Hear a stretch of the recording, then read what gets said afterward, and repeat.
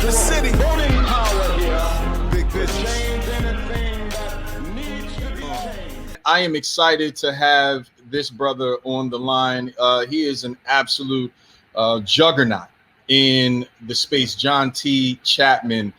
He is the 44th Imperial Potentate of the Shriner organization, an organization of which I am proud to be a member on this long line of legacy. Welcome to the show, Imperial Potentate. It is an absolute pleasure having you on Heart of the City. It's great to be here, brother. You know, it's also great to see young men doing great things in their communities, especially in the African American community, where the need seems to present itself at a heightened level more so than else places. So there's another fun fact that I got to bring up. I was going through your bio. Clearly, it's a tremendous body of work, but there was one thing that stood out to me. You are a fellow Germantown Bear, brother. I did not know that, but it is good to see another Bear out of Bear country. And so congratulations to you. I had the one of the greatest high schools that have existed in the country, you know. Absolutely. You know, Frankie Beverly, Sheldon Scott of the 3 Degrees. Yeah. Linda Creed, who wrote all the music with Tom Bell. You know, I mean, I can go on and on and on. Germantown has some rich history. I'm thankful that it did make 100 years. I thought it could have been around for 100 more. But thankful for the legacy that was there and for the experience that I had. Congratulations to you, because you experienced another amazing event in becoming the 44th Imperial Potentate. So for those who may not be familiar with the organization, talk about the organization, its mission, and then your opportunities as it comes to your leadership and this tenure. The mission of the organization has always been one of service. Okay, from its inception in 1893 through today, we have always played impactful roles in communities around the nation on issues that affected African Americans: voting, voter registration, support of children, support of charitable health initiative causes. We were the first organization to ever give $100,000 to the relief of tuberculosis back in 1954. You know, little known fact. Wow. So today, you know, we continue that mission. We have a 10-year commitment to the American Diabetes Association that we will give them over a 10-year period $1 million. We completed a previous MOU, $4 million. We're into a second phase, and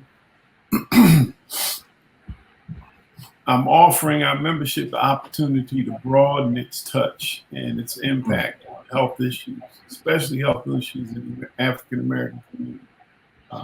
Issues focusing on mental health, cardiac issues, prostate cancer in Black men. Right. The rate is off the chart. I mean, you know, there's just so many things, okay, that we can take the dollars that we raise and support cures, therapy, maybe even medication for folks and get them help.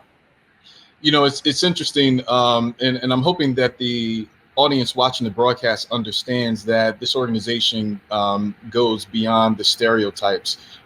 Many believe that organizations, fraternal orders, are focused on partying, social events, but there's so much more that goes on behind the scenes. As you lead this organization as the 44th Imperial Potentate, your priorities in expanding the message of the Shrine, what does that look like? Well, we're kind of behind the curve a little bit on utilizing various media sources, okay, to get our message and our presence out. Certainly, I've charged our Director of Community and Political Affairs to get us engaged on the national level with other organizations such as the NAACP, the Urban League, and others.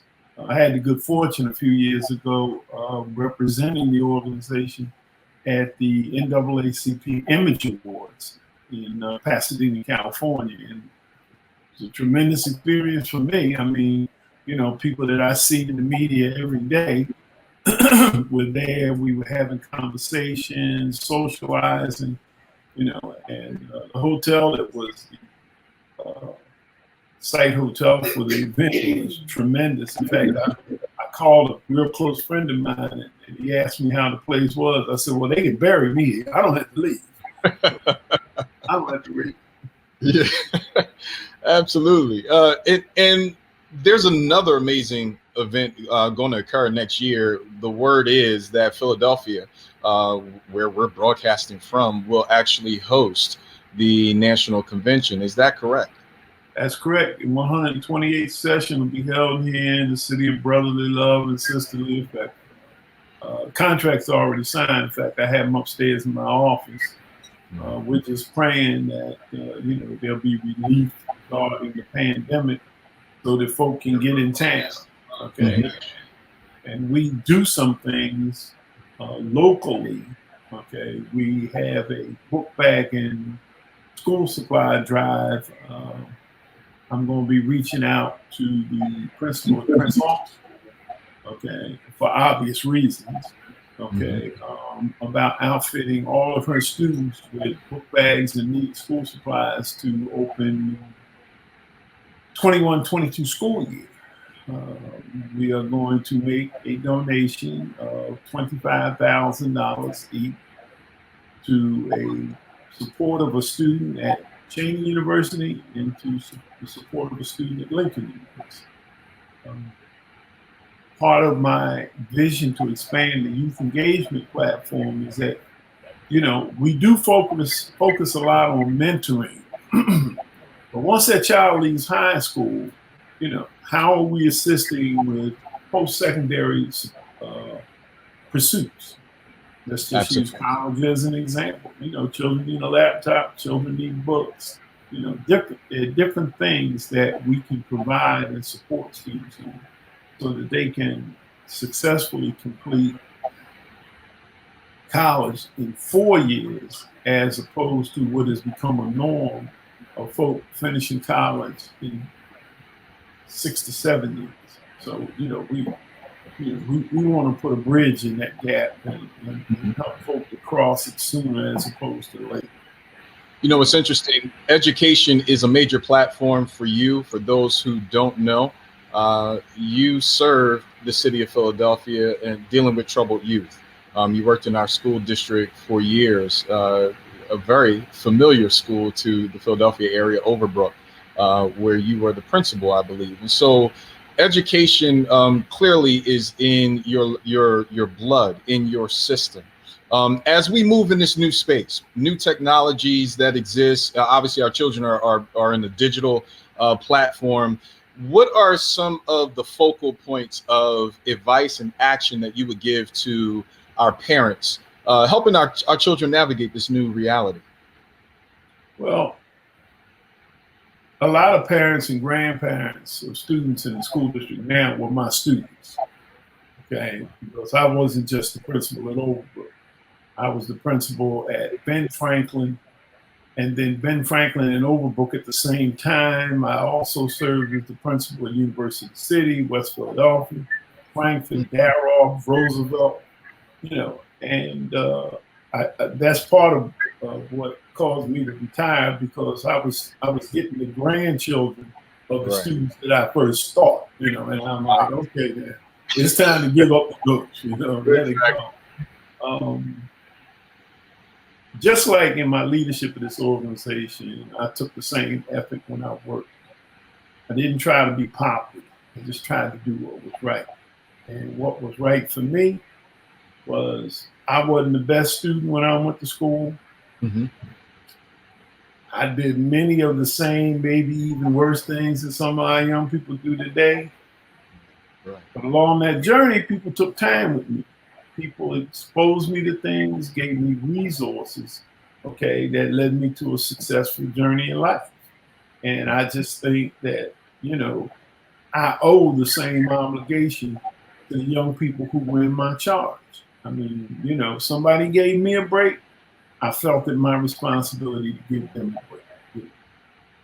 You got to get a start on this journey somewhere, and somebody has to have enough courage to willing to make that happen for you. Okay, like it or not.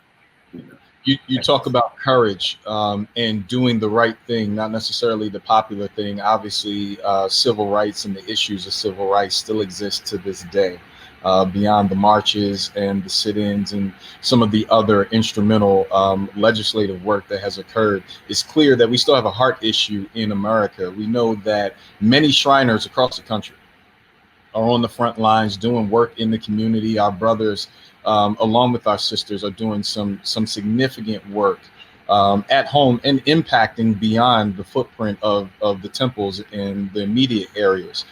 Talk about your desire for the body of the organization as we talk about this civil rights arena and where we are today.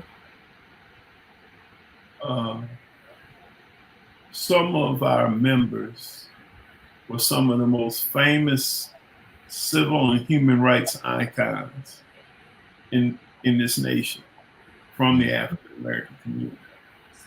You know, I just recently journeyed to Washington, D.C. to attend the march. And I also, while there, gave a $10,000 donation to the Taylor Morse Brown Foundation, which is the foundation of Phi Beta Sigma fraternity, in the name of John Lewis, okay, for his good trouble work. Mm-hmm. Cecil Moore was a member. Cecil B. Moore was a member of Pyramid Temple. Thurgood Marshall was a member of Mecca Temple number 10 in Washington, D.C. And I can go down the list and I can cite the various impactful African American men and women who were members of this organization. And, you know, our charge has always been to eradicate the impact of racism, segregation, and the denial of civil, legal, and human rights to Black folk in this country. Okay, now people say, well, you know, you have more people of color that are impacted. That's true, and they're a part of our journey as well. Mm-hmm. But, you know, as I said in a recent interview that I gave, Black folk are the original immigrants. Agreed. We're the original immigrants, okay? And the bottom line here is, do I feel we're entitled to more than that we receive? Absolutely. But, you know, you got to take what you've got or received, okay, and increase it tenfold for the others who are behind you as opposed to where you are and who you are. You know, I'm proud to say that I mentored Dwight Evans. I've known Dwight, and Dwight is a Germantown Bear, as is his brother, Henry Evans, we call him Pop. You know, Henry and I, we played football at Germantown together, you know. Wow. But to see Dwight go on to where he is now, you know, just warms my heart. I mean, I told some folk, I said, you know, Dwight's a real policy wonk. Mm-hmm. And that's critical because he knows how to draft and vision documents and funding that will impact the community to a positive level. That West Oak Lane Jazz Fest that he had every year, and you can get your lawn chairs, sit out on the sidewalk, and watch Frankie Beverly, okay, who grew up in Somersville after he moved from Chadwick Street in North Philadelphia. Mm-hmm. You know, people like that. Another classmate of mine, Dr. Jerry Murphy. You know, Doc is probably one of the most well-known trauma people in the city of Philadelphia. But I mean, I could go on and on and on and on and on just about the people from Germantown. Yeah. You know, and as I mentioned during my installation, everybody likes to say that we're a part of Germantown, but we is absolutely not. Okay. 6 square blocks from Wayne Avenue to Wissahickon, from Manheim Street to Schoolhouse Lane, that's Plastic Game. That ain't gonna ever change. Yeah. No day of the week. It is not ever going to change. And like I said, you know, I'm a life member of the Wissahickon Boys and Girls Club, Wissahickon Boys Club, then first African American boys club in the city. And it had a tremendous impact on me personally, as well as the folk I grew up with. You know, it gave us a place to be, and it kept the value platform of our families in place until our parents got home from work. You know, Indeed. I mean, I got exposed to Alden Park Manor and other places like that because my Right. mother and her sisters did days work. You know, they worked in people's houses. But being exposed to these people broadened my vision. Okay. It said to me that I can go somewhere and I can be like this. Okay. And to be honest with you, I get this example all the time. I never knew who William C. Paley was until he died. I worked at his house and cleaned his yard at Schoolhouse Lane and Henry Avenue for years. Wow. Okay. But I didn't know this man was the chairman of the board and the CEO of the Columbia Broadcasting System. You know, he would sit out in the yard on a little stool and he would talk to me while I was cleaning leaves and cutting grass and stuff. I had no idea who this man, you know, I mean, who he was in the sense that this man ran one of the major television networks in the country. Okay. I mean, just, you know, those kinds of things from Lasky Town. I mean, you know, Herb Adams is our idol, especially guys in my age bracket. Okay. Because, you know, Herb went on from Northlands High School to Michigan State, made All-American, drafted by the Packers. His rookie season, I think he went about the 6th or 7th game of the season, and Herb got put in the sub on the cornerback position. He never left it after that.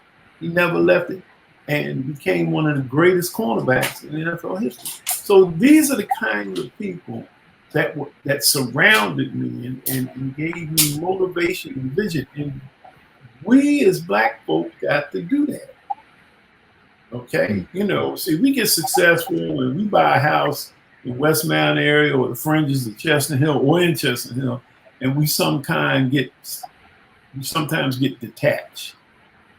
Okay, like I said at the installation, you know, my mother told me, if you never forget where you come from, you'll never lose sight of where you go.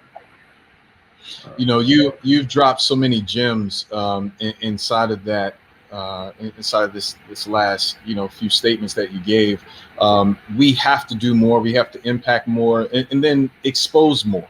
To your point, I had that conversation with a mentor of mine this weekend, and the exposure points allow for the talent and gifts inside of us that the Creator endowed in us to be able to expand and to be fruitful in the space. It's nothing worse than having you know, acres full of seeds, but you only have a bite-sized garden, you know, to actually sow those seeds. And so I'm thankful for you. Thankful for your leadership. I'm looking forward to many great things from you during this tenure. To the listening audience, if you had to leave them with one thought, one sentence, what would that be? Be grounded in who you are, not who you think you are, and not who you want to be, but who you actually are. You know, and if you understand that, to kind of paraphrase scripture a little bit, somewhere in the Old Testament, one of the books, 6th chapter, it says, don't just be a sayer of the word, be a doer of the word. Yeah. Right? Be a doer of the word. Hey, listen, we have to do something for our children. Okay? That we do. That we do. We have no choice. You have heard it from none other than John Chapman. He Emily, is. let me say this. Go ahead. Everybody who's watching this, Yeah. first Tuesday in November, Uh-huh. I don't care if you put a piece of paper in the mail or you stand in line with a mask on. Make certain that you exercise your franchise. Yeah. Do not take the attitude that, well, I don't like either guy, so I'm not going to vote. That's you see what you can wind up with. Oh yeah, that is extremely important. Exercising your right to the broadcast audience, understand what the potentate is saying. John literally is breaking down the fact that you are one of the shareholders in the largest corporation in the world, the United States of America. Make sure that in the shareholders meeting in this coming November, that your voice is heard. John Chapman, it has been an absolute pleasure having you with us on Heart of the City. Consider this home. Anytime you want to stop past, give us love, give message, critique, encouragement, feel free. It is an open door. Well, it's great to know that you are a Germantown Bear. Okay. And it's Indeed. also great to know that you're a member of Amun-Ra Temple number 158. Yes, sir. So we got a link that we can hold on to each other. So, you know, hey, maybe we can do some things, some small things, but, you know, small things add up to big things. And that they do. That looking forward to it. The old saying is, a little bit of a whole lot is better than a whole lot of a little bit. So, amen to that indeed. I appreciate you. Thank you so much for coming in today. Hey, absolutely. Thank you.